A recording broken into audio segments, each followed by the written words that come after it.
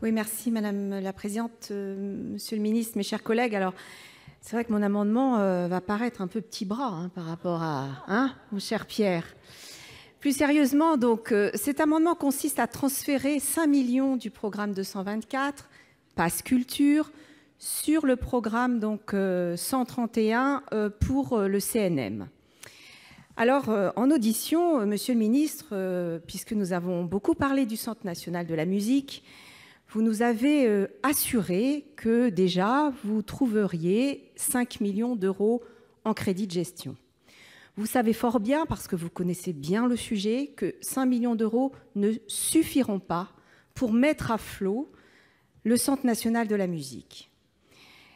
De toute façon, même les 5 millions supplémentaires que je vous demande de voter permettront peut-être de le mettre à flot, je l'espère, en tout cas sur la question de l'observatoire, de la musique, de la question du centre ressources, ce sera déjà un élément très important.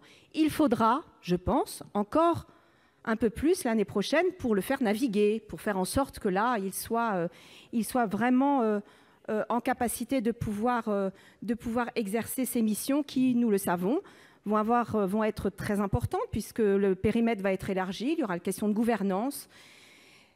Dans notre esprit et au nom de la Commission Culture, il ne s'agit pas vraiment, mes chers collègues, de déshabiller Paul pour habiller Jacques. Et nous avons dit nos réserves sur le Pass Culture. J'ai dit moi-même dans mon intervention que nous vous faisions confiance pour faire en sorte que tous les écueils soient bien sûr évités. Mes collègues l'ont rappelé. Mais je pense que 5 millions, prendre 5 millions sur les 34 millions, alors que l'expérimentation devait commencer cet automne et que vous nous avez dit officiellement qu'elle ne commencera que le 1er février, ne va pas globalement mettre en péril l'expérimentation et le lancement de ce Pass Culture. Par contre, pour la filière musicale, pour l'ensemble du secteur musical, eh bien, faire en sorte que le CNM, c'est-à-dire cet outil qui a été négocié, travaillé, réfléchi par tous les professionnels depuis de plusieurs années, et nous le savons, eh bien, 5 millions en crédit de gestion, vous nous l'avez assuré, 5 millions sur le Pass Culture. Je pense que ces 10 millions permettront vraiment de le mettre à flot et on verra l'année prochaine comment il faudra le faire bien naviguer. J'espère, mes collègues, que dans cette Assemblée, nous pourrons voter cet amendement parce qu'il en va aussi de la structuration de la filière et surtout d'un mot, et je terminerai par là, qui a été prononcé par beaucoup de collègues, de la diversité musicale aujourd'hui. Merci. Avis du gouvernement, Monsieur le Ministre. Oui, merci Madame la Présidente, Mesdames les sénatrices, Messieurs les sénateurs. Sur le Pass Culture, encore une fois, Monsieur Ouzoulias, c'est une expérimentation. Je crois que c'est important d'essayer de créer cette application qui permettra, je l'espère, aux plus jeunes, aux jeunes de 18 ans et peut-être à terme à tous les Français, de pouvoir accéder d'une façon moderne aux offres culturelles, aux offres de pratiques culturelles à proximité, d'une façon géolocalisée, et qu'en plus, il puisse y avoir, pour ces jeunes citoyens, dans leur autonomisation culturelle, si je puis dire, un accompagnement financier pour notamment ceux qui en ont le plus besoin, est une chose qui me paraît aller dans le bon sens. Nous revendiquons qu'à partir du moment où c'est une application comme celle-ci, un nouveau dispositif très innovant, que tout ne sera pas parfait du jour au lendemain, qu'il y aura des choses à améliorer, qu'il y aura des choses à conforter, peut-être même qu'il y aura des bugs, peut-être même qu'il y aura des biais, mais c'est tout l'objectif de l'expérimentation. Vous savez, n'importe quelle application sur notre smartphone ou sur Internet, il y a des montées en puissance, il y a des mises à jour. Eh bien, c'est l'esprit de ces services innovants. C'est l'amélioration continue. Donc, on part sur une version dite test ou bêta, et qui permettra ensuite, c'est pour ça que je l'ai dit dans mon discours, dans a priori deux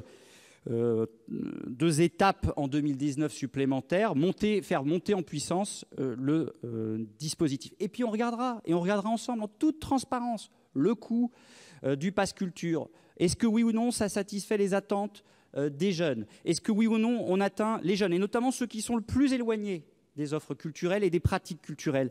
Est-ce que oui ou non on arrive à bien s'articuler avec les dispositifs des collectivités territoriales, des associations, des offres privées? Est-ce que oui ou non on touche notamment toutes celles et ceux qui offrent des pratiques culturelles. Je pense par exemple aux professeurs de musique, je vous donne un exemple comme celui-ci.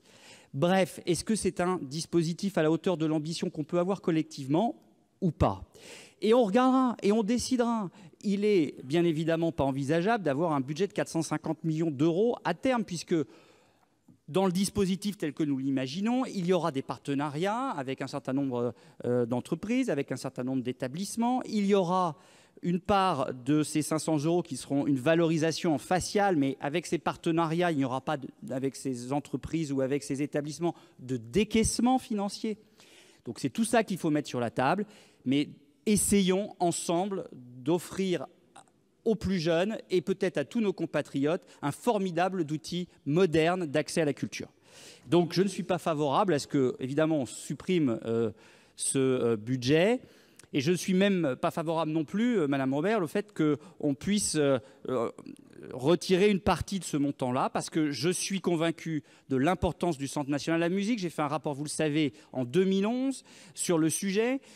Le projet tel qu'il est imaginé aujourd'hui est un peu différemment, mais l'esprit est le même. On a besoin de fédérer la filière, on a besoin d'observer les pratiques, on a besoin d'accompagner à l'export cette filière, et nous mettrons en gestion les 5 millions d'euros nécessaires pour le lancement du CNM en 2019, et ensuite nous mettrons les budgets en 2020 pour permettre que le CNM, en lien avec les acteurs de la filière, puisse être un formidable outil au service de cette filière. Chers collègues, je vais donc, s'il n'y a plus de demande d'explication de vote, mettre aux voix l'amendement 138 qui a reçu un avis défavorable de la Commission et du Gouvernement. Qui est pour? Qui est contre? Qui s'abstient? L'amendement 138 n'est pas adopté. Je mets aux voix l'amendement 336 qui bénéficie d'une sagesse de la Commission et d'un avis défavorable du Gouvernement. Qui est pour? Qui est contre? Qui s'abstient? L'amendement 336 est adopté. Nous passons à la présentation de l'amendement 178 rectifié bis. La parole à Madame Robert. Oui, merci Madame la Présidente. À l'instar de mes autres collègues, je voudrais dire que nous partageons totalement sur le fond cet amendement, et c'est d'ailleurs assez paradoxal de voir qu'on enlève 1 million à ces crédits, alors même que non pas ici mais à l'Assemblée nationale, une loi notamment fake news a été votée, et que c'est quand même dans le contexte actuel un élément important. Mais c'est vrai que le gage est un peu embêtant, parce qu'on sait déjà que le programme 131 est fragilisé, et c'est la création par un certain nombre de facteurs, mes collègues l'ont dit, exogènes, qui peuvent à un moment mettre à mal toutes ces questions-là. Donc ce n'est pas sur le fond, mais c'est plutôt sur le gage que nous ne pourrons pas voter cet amendement.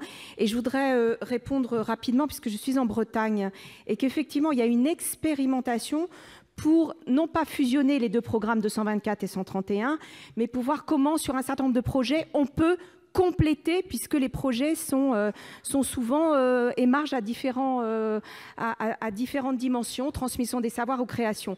Donc c'est beaucoup plus, pardon, je ne sais pas, mais en tout cas c'est une expérimentation. Les DRAC, il y a 2 DRAC aujourd'hui en France qui sont en train de effectivement regarder cela, mais au jour d'aujourd'hui, par rapport à la nomenclature budgétaire que l'on a, le fait effectivement, et c'est l'exercice délicat aussi que l'on a tous aujourd'hui dans cette partie recette, qui est de dire qu'à un moment on doit gager, et le gage sur la création est extrêmement délicat. Donc pour cela nous ne voterons pas, mais nous attendons en tout cas un plan aussi stratégique sur le domaine. Merci, chers collègues. La parole